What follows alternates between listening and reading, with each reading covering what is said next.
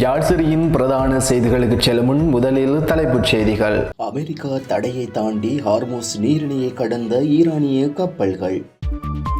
Naples பகல் நேர வாங்கிக் கொள்ளை 25 பேர் பிணையாக வைத்து சுரங்கம் வழியாக தப்பிய மர்ம கும்பல். பிரான்சில் சம்பள உயர்வு விவாதம் தீவிரம். பணவீக்க மத்தியில் அரசு தொழிலாளர்கள் பேச்சுவார்த்தைகள். பெண்ணின் தலைமுடியை வெட்டி சித்திரவதை செய்த சம்பவம் 5 பேர் கைது. இன்று நள்ளிரவு முதல் மீண்டும் பெட்ரோல் வாகனங்களுக்கான QR முறைமை. மட்டக்களப்பில் மகனின் தாக்குதலுக்கு இலக்கான தாய் உயிரிழப்பு. நாட்டில் எரிபொருள் விநியோகத்தை ஒழுங்குபடுத்தும் நோக்கில் பெட்ரோல் வாகனங்களுக்கான QR குறியீட்டு முறைமை இன்று நள்ளிரவு முதல் மீண்டும் அமுல்படுத்தப்பட்டுள்ளது. எரிபொருள் தேவையில் ஏற்பட்டுள்ள அதிகரிப்பு மற்றும் விநியோகத்தில் சீர்குலைவு ஏற்படாமல் தடுக்கும் நடவடிக்கையாக இந்த தீர்மானம் எடுக்கப்பட்டுள்ளதாக அதிகாரிகள் தெரிவித்துள்ளனர். இதன் மூலம் ஒவ்வொரு வாகனத்திற்கும் வழங்கப்படும் எரிபொருள் அளவு கண்காணிக்கப்படுவதுடன் தேவையற்ற குவிப்பு மற்றும் கருப்பு சந்தை செயல்பாடுகளையும் கட்டுப்படுத்த முடியும் என எதிர்பார்க்கப்படுகின்றது. QR முறைமையின் கீழ் வாகன பதிவு எண் அடிப்படையில் முன்கூட்டியே பதிவு செய்யப்பட்டவர்களுக்கு மட்டுமே குறிப்பிட்ட அளவு பெட்ரோல் வழங்கப்படும். இதனால் எரிபொருள் நிரப்பப்படும் நிலையங்களில் ஏற்படும் நீண்ட வரிசைகள் குறையும் என்றும் அதிகாரிகள் நம்பிக்கை வெளியிட்டுள்ளனர். முன்னதாக நடைமுறையில் இருந்த இந்த QR முறைமை சில காலம் நிறுத்தப்பட்டிருந்த நிலையில் தற்போதைய சூழ்நிலையை கருத்தில் கொண்டு மீண்டும் அமுல்படுத்த தீர்மானிக்கப்பட்டுள்ளது. பொதுமக்கள் தேவையான பதிவு நடவடிக்கைகளை உடனடியாக மேற்கொள்ளுமாறு அறிவுறுத்தப்பட்டுள்ளனர். இந்த நடவடிக்கை எரிபொருள் விநியோகத்தில் வெளிப்படைத்தன்மையை உறுதிப்படுத்துவதுடன் அனைவருக்கும் சமமான முறையில் சேவை கிடைப்பதை உறுதி செய்யும் எனவும் தெரிவிக்கப்பட்டுள்ளது. ராகமை பகுதியில் இடம்பெற்ற அதிர்ச்சி சம்பவம் தொடர்பாக முக்கிய சந்தேக நபர் உட்பட்ட 5 போலீசாரால் கைது செய்யப்பட்டுள்ளனர். இந்த சம்பவம் ராகமை பகுதியில் உள்ள ஒரு வர்த்தக நிலையத்திற்குள் இடம்பெற்றதாக தெரிவிக்கப்படுகின்றது. அங்கு ஒரு பெண்ணின் தலைமுடியை வெட்டி அவரை கடுமையாக துன்புறுத்தியதாக குற்றச்சாட்டு எழுந்துள்ளது. இந்த சம்பவத்தின் காணொலி சமூக வலைதளங்களில் பரவியதை தொடர்ந்து ராகமை போலீசார் உடனடியாக விசாரணைகளை ஆரம்பித்தனர். பின்னர் பாதிக்கப்பட்ட பெண்ணிடம் வாக்குமூலம் பெறப்பட்டதுடன் அவர் மருத்துவ பரிசோதனைக்காக ராகமை போதனா வைத்தியசாலையில் அனுமதிக்கப்பட்டுள்ளார். மேலும் மேற்கொள்ளப்பட்ட விசாரணைகளின் அடிப்படையில் 27 வயதுடைய பிரதான பெண் சந்தேக நபர் உட்பட மொத்தம் 5 கைது செய்யப்பட்டுள்ளனர். கைது செய்யப்பட்டவர்கள் ராகமை, கடவத்தை, ராஜங்கனை மற்றும் திருகோணமலை உள்ளிட்ட பகுதிகளைச் சேர்ந்தவர்கள் என தெரிவிக்கப்பட்டுள்ளது. இந்த சம்பவம் தொடர்பான மேலதிக விசாரணைகளை போலீசார் தொடர்ந்து மேற்கொண்டு வருகின்றனர்.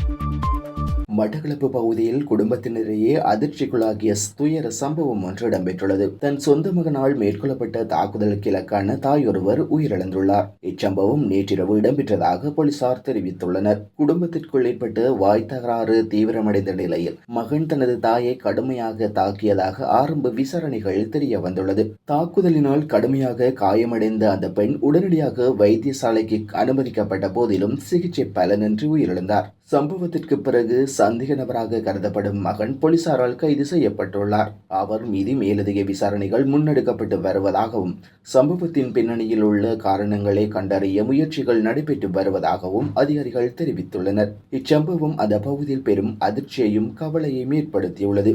குடும்ப வன்முறைகள் அதிகரித்து வரும் சூழலில் இத்தகைய சம்பவங்கள் சமூகத்தில் பெரும் கவலைக்குரியதாக கருதப்படுகின்றன.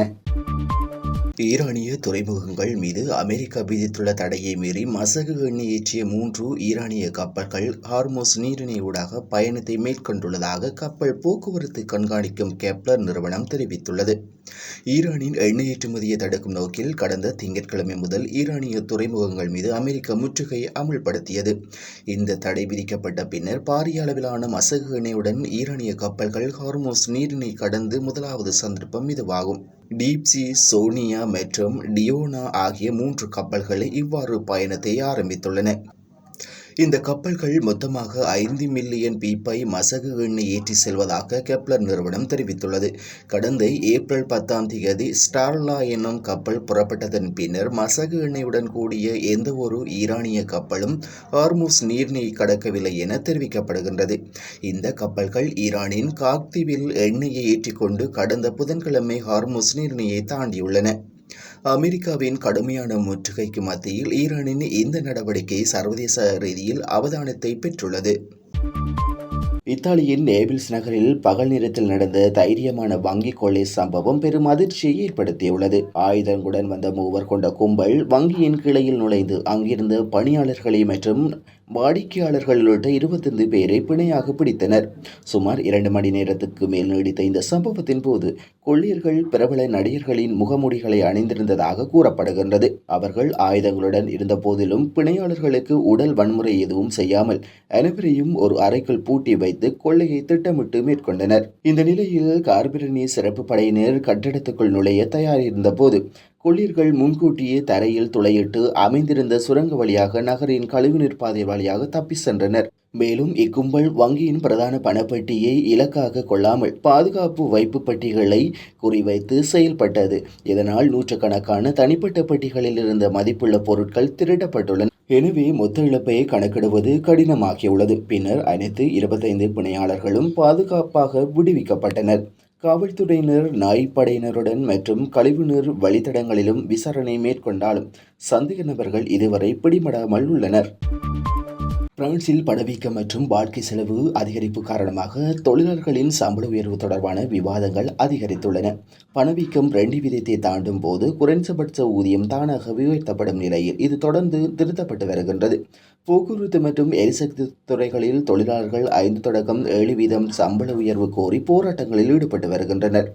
இதேவேளை சில நிறுவனங்கள் நேரடி சம்பள உயர்விற்கு பதிலாக வாழ்க்கை செலவு போனஸ் வழங்குகின்றன. அரசு வரி விலக்கு போனஸ் மற்றும் போக்குவரத்து உதவித்தொகை போன்ற மாற்று நடவடிக்கைகளை ஊக்குவிக்கின்றது. பொதுத்துறை ஊழியர்களுக்கான சம்பள உயர்வு ஆலோசனையில் உள்ளது. இருப்பினும் பொருளாதார அழுத்தம் மற்றும் அரசியல் நிலைமையினை காரணமாக அனைத்து தரப்பினருக்கும் சம்பள உயர்வு கிடைப்பதில் இன்னும் சவால்கள் நீடிக்கின்றன.